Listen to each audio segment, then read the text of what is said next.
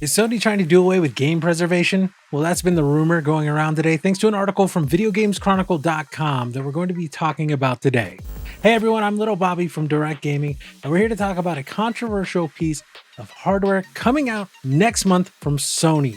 But before we get started, I'd like to ask that if you're new here, consider subscribing to stay up to date with all the news, reviews, and more that we put out here on Direct Gaming. And hit that like button if you enjoyed this video. If you don't enjoy it, hit that dislike and let us know what we can do better in the future. So, Video Games Chronicles, or VGC as we call them, put out an article today about the new model of the Sony PlayStation 5 that was recently announced. And the article, titled "The New PS5's Optional Disk Drive Requires an Internet Connection to Connect," is already a little misleading, but we're going to talk about that in a little bit here. But let's read through it to know what's really going on here.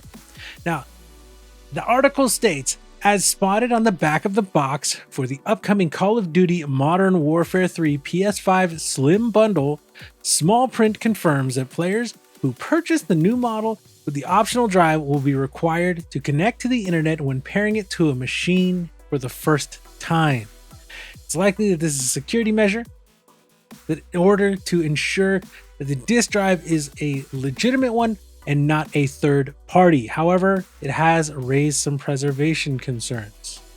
Because the accessory will require an internet connection for verification, there will be potentially come a time where the servers needed to verify the license will no longer be operational. And that is true, and that is somewhat concerning. We're going to talk about that in a minute. It is possible that by the time this does happen, Sony will release an update that removes the requirement, and in any case, it is likely to be many years in the future, long after the PS5 is Sony's main console. And that's where I'm going to stop and bring up the headline they decided to run with here. It was somewhat misleading. VGC clearly went out of their way to make the headline sound as bad as possible. Now, the thing with this is that Sony does absolutely have something weird going on, having you get a disk drive and connect to the internet, but it's not quite as bad. So we're going to read on with the article and we'll go into it a little more after that.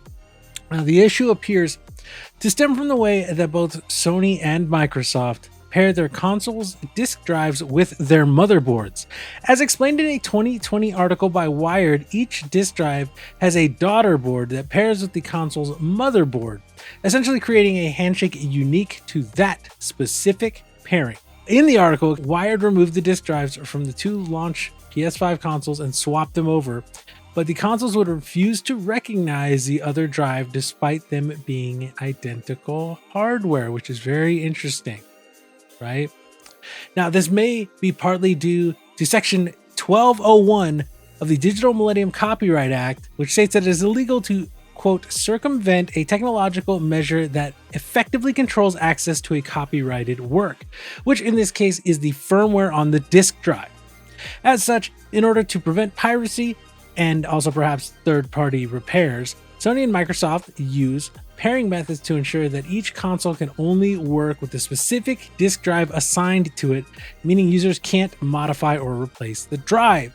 The initial online connection requirement for the external PS5 drive then may be a security check designed to verify the drive, then create the unique pairing between the drive and the console.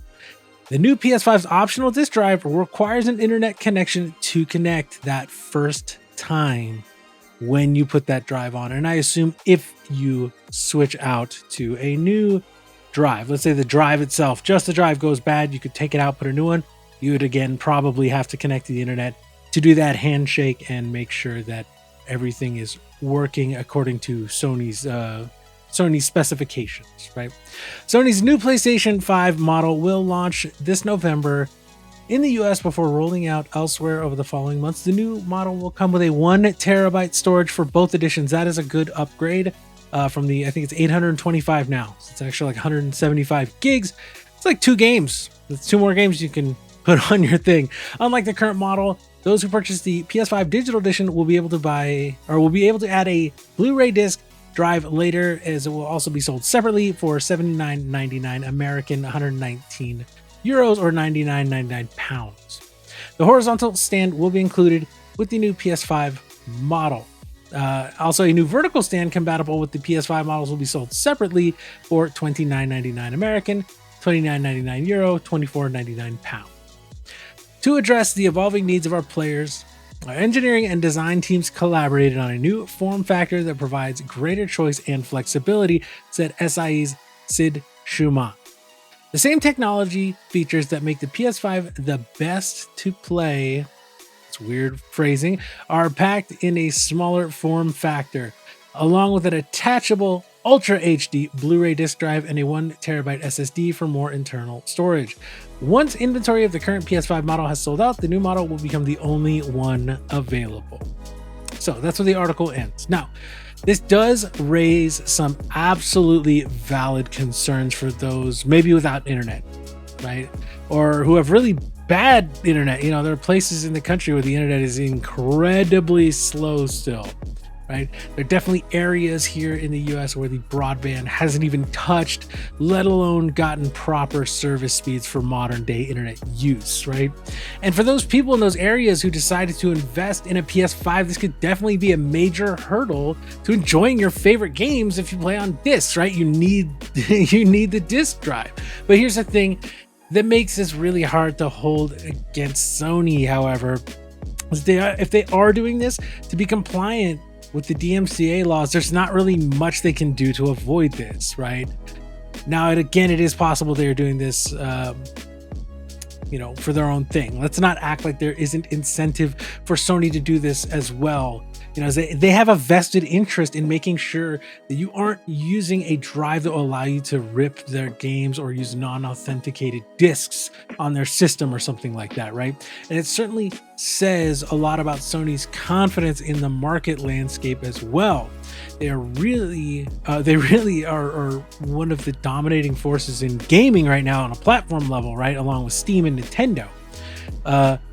They know their place is as the market leader of consoles right now, and that allows them to make changes like this. Now, right now, Xbox systems currently require an internet connection to set up for the Xbox Ones and the Series consoles. That could be part of what is leading to the lower adoption of consoles for Xbox, right? This generation and last. That was a huge thing when the Xbox One came out. Everyone was so upset about, oh, I have to be online right now. That was always online for like every game, right? That was a whole thing. And some people even back 10 years ago still had like data caps, right? I think I had just gotten into my first place where I didn't have a data cap, and I live in like Silicon Valley, right? I lived in the San Francisco Bay Area. It was even 10 years ago.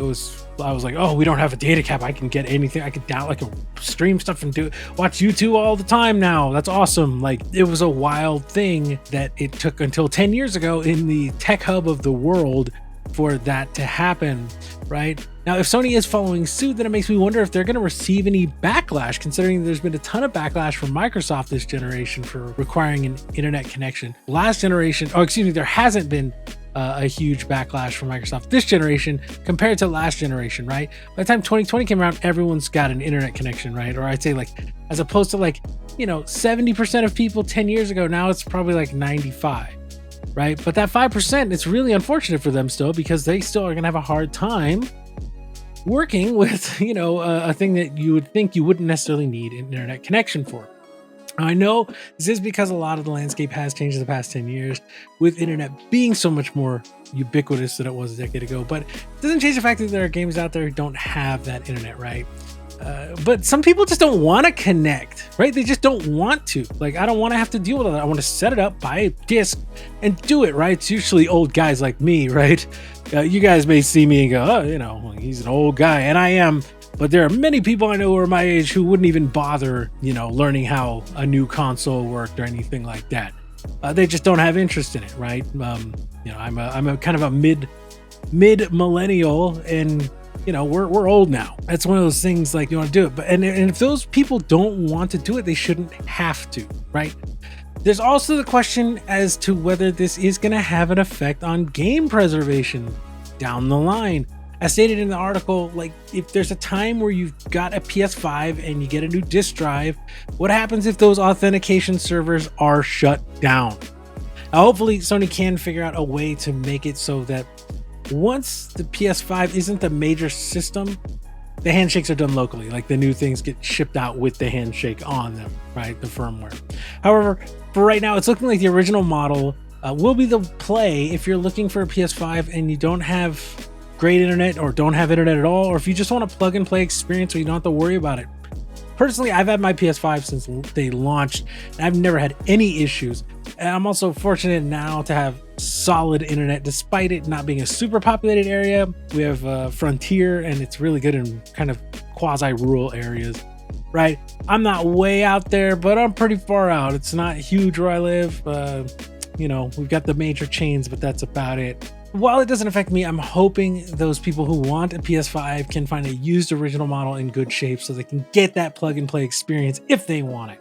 Now, there are people out there who like to upgrade to every bit of new tech every single time it comes out. So if you're a person who's like, man, I don't want one of these new ones, look for used PS5s starting in November, December, right? As people get them who are brand new or Christmas gifts, or even into the new year where people who got money for Christmas like place their order and go, excuse me, I'm gonna get the new PS5.